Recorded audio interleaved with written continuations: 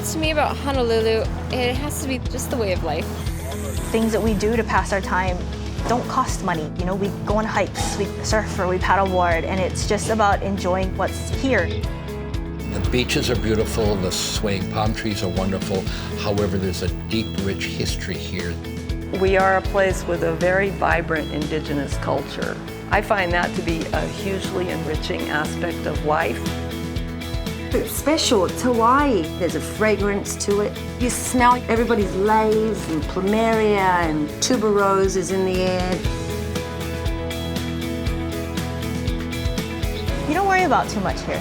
It's too pretty to worry.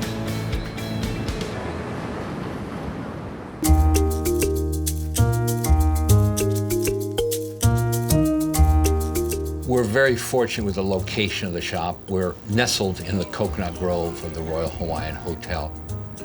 We carry the finest Panama hats in the world. They come out of the town of Monte Cristi in Ecuador, and they've been woven there by the artisans for literally hundreds of years.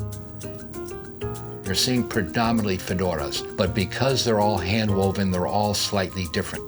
Years ago, gentlemen used to go to haberdashery. His job was to fit the gentleman with the proper hat, and we carry on that kind of a tradition. This space was created because I had an overflow collection of vintage. I've been collecting whenever it speaks to me, whether it fits me or not. So that's why I'm sharing. Otherwise, if they fit me all, they wouldn't be yours. I like it to feel like it's your beautiful boudoir. So you walk in here and you get to dress. And you're the princess or the prince. And you grab a glass of champagne, try on some beautiful dresses and enjoy being in paradise, really. When you walk into Nohea, you're surrounded by the art from hundreds of people from all over the islands in all their different media, and that is a really joyful experience.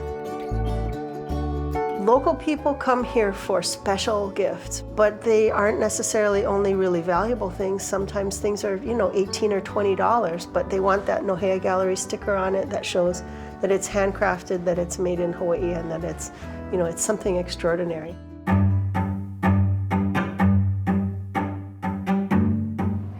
Culinary scene in Honolulu is very exciting. I think it's experiencing a new renaissance, a new surge of young energy.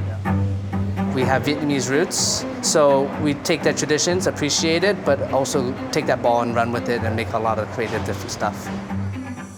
The primal offerings is something that we have a lot of fun with. We have like a vocal protein with a bunch of different condiments and sides. You just kind of meant to forget your manners, just have fun, use your hands, drink a lot.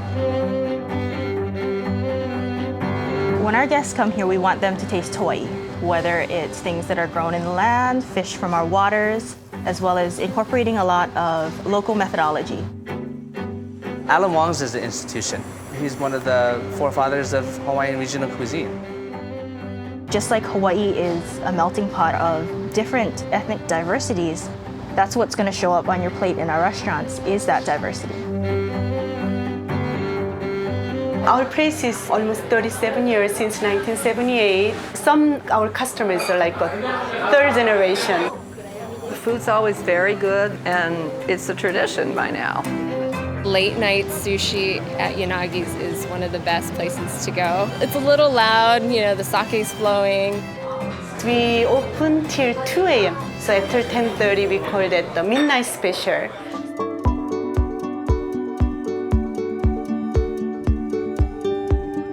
KAIWI is one of our showcase parks. It's called the KAIWI State Scenic Shoreline. The trail itself is an old paved road that goes to a historic Coast Guard lighthouse. The view is breathtaking shots of Windward Oahu, sweeping cliffs, glimpses of the outer islands. During the winter months, it's very frequently you see whales breaching in the ocean below. What people are missing when they don't get out into the natural resources is just stunning natural beauty. IOLANI Palace is the only official royal residence in the United States. It was built in 1882 by King Kalakaua, who was the last king of Hawaii. It was later occupied by Queen Liliuokalani, his sister and heir, until the overthrow of Hawaii in 1893. Honolulu was not only the center of the kingdom, but Hawaii was the center of the Pacific. We'd like people to understand that this was an actual kingdom that had treaties with other countries. And from that, I would hope that people would also become curious about Hawaiian people today. Shangri-La was originally built as the private home for heiress and philanthropist Doris Duke between 1936 and early 1939. She adapted architectural elements from all over the Islamic world and filled it with her collections of Islamic art. It's surprising. It's not what people expect. I can't tell you how often we hear, wow. To me, real aloha means treating people with respect. I think Hawaii would be not the place that it is if we didn't hold it dear and live it.